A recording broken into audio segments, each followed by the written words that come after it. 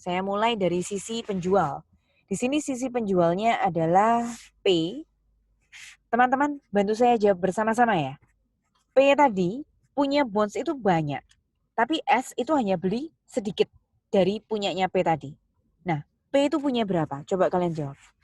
P itu punya obligasi yang nilai pokoknya atau nilai parnya itu berapa? Silakan. 10 juta. 10 juta. Terima kasih Sherry.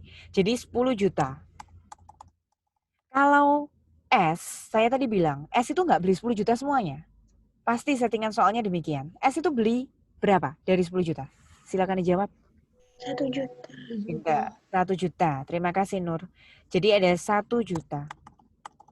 Nah, teman-teman temukan itu dulu. Jadi kondisinya penjualnya utuhnya 10 juta, yang beli itu hanya 1 jutanya. Terus lanjut lagi. Sisi penjual dulu ya. 10 juta itu tidak dijual 10 juta. 10 juta itu bisa dijual pas 10 juta, bisa dijual lebih rendah dari 10 juta, bisa dijual lebih tinggi dari 10 juta. Tahu dari mana? P itu jualnya pas, lebih rendah, atau lebih tinggi? Silakan dijawab. Boleh tadi jawab lagi Nur. Boleh jawab lagi tadi Shirley, silakan. Gimana Nur? Kasih saya alasan ya. P itu jualnya pas 10 juta, di bawah atau lebih tinggi? Itu ada bacaannya amortas premium sebesar 100.000, berarti Nah, dia betul. lebih tinggi. Betul. Dengan kata-kata amortas premium berarti P-nya jual lebih tinggi. Silakan diisikan di sini berarti dia jual lebih tinggi berapa? 100.000, jadi 10 juta 100. 10 juta 100. Oke. Kemudian kita lanjut lagi. Sekarang siapa yang bisa jawab S-nya itu loh. Apakah belinya pas 1 juta, di bawah 1 juta, atau di atas 1 juta? Berikan alasannya ya. Kalian harus menemukan kalimat di sininya. Silakan. Di bawah. Shirley aja dulu. Gimana Feral? Shirley aja dulu, Bu. Shirley aja dulu. Shirley gimana Syar? Dijualnya di bawah dari nilai 1 juta. Silakan temukan kalimat pembantunya. Di situ dibilang pada harga 950.000. Betul. Kita selesaikan dulu di sini. Berarti ketika di sini parnya 1 juta, tapi belinya lebih rendah 950.000. Nah, Nur, kalau jual lebih tinggi namanya premium 100.000. Kalau Shirley beli lebih rendah itu namanya diskon. Pokoknya beli atau jual di atas par itu namanya premium. Kalau beli atau jual di bawah par itu namanya diskon. Teman-teman pahami dulu sampai di sini. Ada yang mau bertanya dulu? Ini cara cepat supaya tidak perlu buat jurnal intermediate accounting, tapi kita tetap bisa menjawab besaran interest expense dan bonds payable untuk sisi penjual. Kenali dulu rumus menghitung bunga obligasi.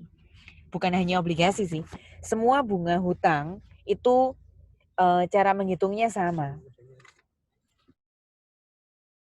Nah, ini rumus bunga hutang.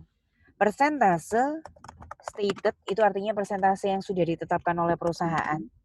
Kemudian kalikan dengan pokok hutang, bahasa Inggrisnya par ya di sini ya. Kemudian kalikan dengan periode. Kita ngutangnya berapa lama? Setahun, setengah tahun, atau berapa bulan? Mari kita temukan di soal bersama-sama. Berapa bunga hutang obligasinya? Sudah ketemu? Berapa persen? 10. 10, bagus. Entah dari pihak penjual atau pembeli, obligasi yang dibicarakan sama sehingga 10%. Kemudian, dari sisi penjual, par value-nya utuhnya 10 juta. Saya masukkan di sini 10 juta. Periode, ingat tadi, setahun bayar bunga 2 kali, alias 6 bulan sekali. Sehingga ini saya tulis 6/12. Saya hitung ya, 10% kali 10 juta, kemudian kalikan dengan 6/12. Kita akan menemukan 500.000. Nah, teman-teman, per setiap jurnal bayar bunganya itu 500.000. Tapi karena 1 tahun bayar bunga 2 kali, ya sama saja sih. 2 kali 500.000, ya tetap harus keluar cashnya 1 juta. Itu rumusnya bunga. Untuk interest expense, kita tidak bisa hanya menghitung berkenaan tentang bunga. Kita harus pahami lagi tentang konsep amortisasi juga. Apa sih konsep amortisasi? Ketika kita memutuskan untuk menjual atau membeli sesuatu di bawah atau di atas harga parnya, pada jatuh tempo harus kembali ke nilai par. Sehingga kalau tadi kita memutuskan jual lebih mahal 10.100.000, pada akhirnya harus kembali lagi ke nilai 10 juta, selisih 100.000 itu harus kita amortisasi. Nah, amortisasi itu caranya tinggal selisih, diskon atau premium yang muncul dibagi dengan jatuh tempo. Jatuh temponya tadi berapa lama? Silakan kembali baca soal. Jatuh temponya berapa lama obligasi ini? 5 tahun. 5 tahun. Nah, jatuh temponya memang 5 tahun. Tapi karena kita 1 tahun melakukan 2 kali pembayaran bunga atau semi-annually, sehingga 5 tahun ini harus kita kalikan 2 di rumus amortisasinya.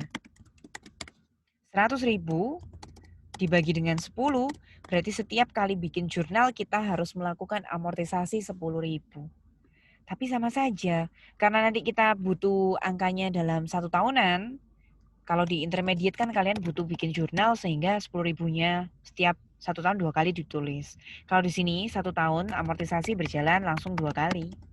Dengan kata lain, 2 kali dari 10.000 itu tadi ya sama dengan 20.000.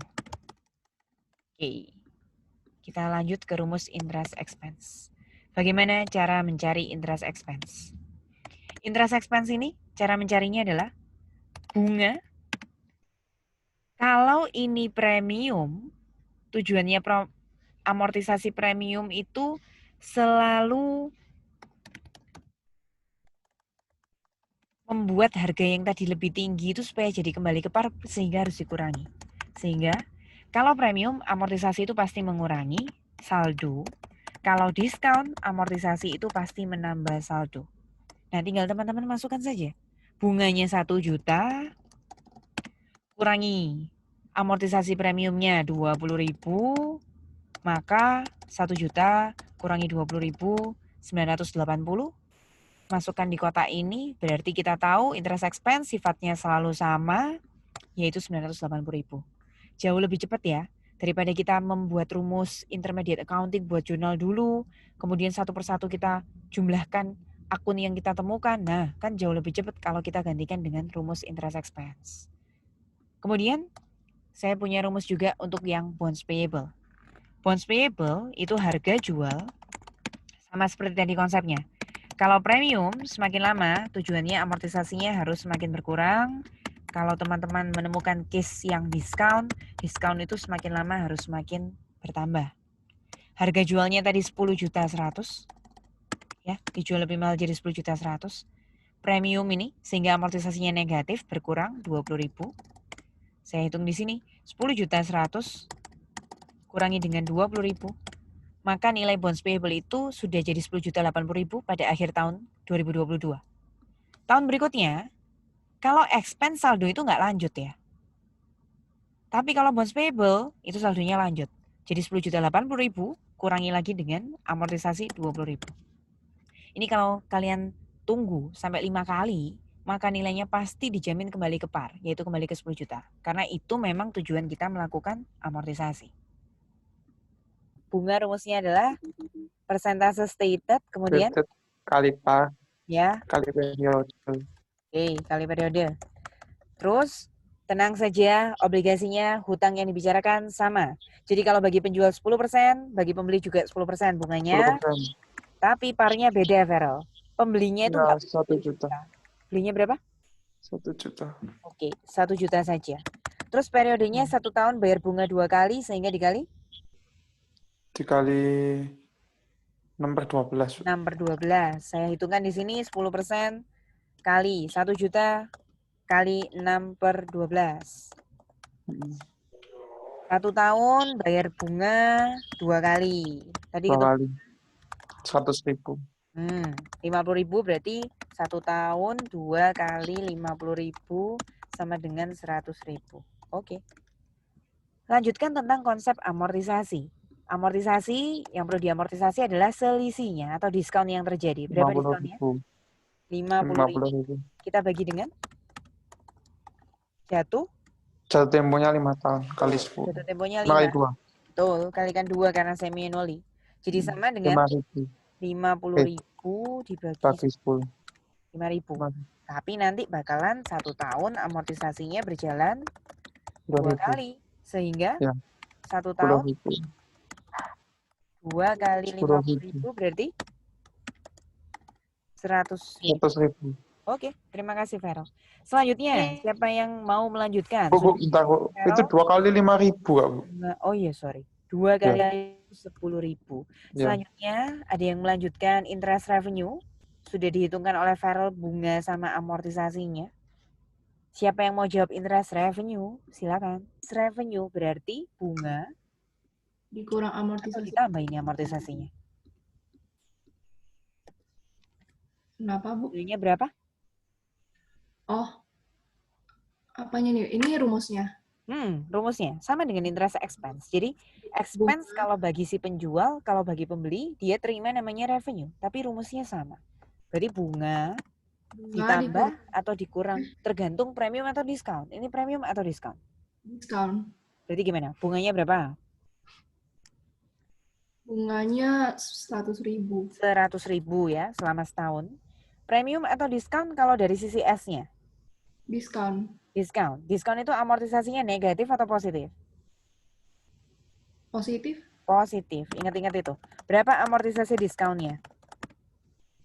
10.000. Oke. Sehingga setiap tahun itu selalu sama. 100 tambah 10. Tahun depannya, ingat sifatnya expense revenue selalu? Sama. Sama, Anjali. Kemudian coba Anjali kerjakan lagi investment in bonds. Kalau ini kan harga jual. Nah, sekarang sisi pembeli berarti harga beli. Ayo temukan, mana harga belinya? Harga belinya 950.000. Oke. Kemudian ingat tadi diskon. Kalau diskon berarti amortisasinya minus apa plus? Plus. Plus. Plus berapa tadi amortisasi diskonnya? 10.000. 10.000. Oke, masukkan di sini. 950.000 ditambah 10.000. Tahun depannya gimana, Anjali?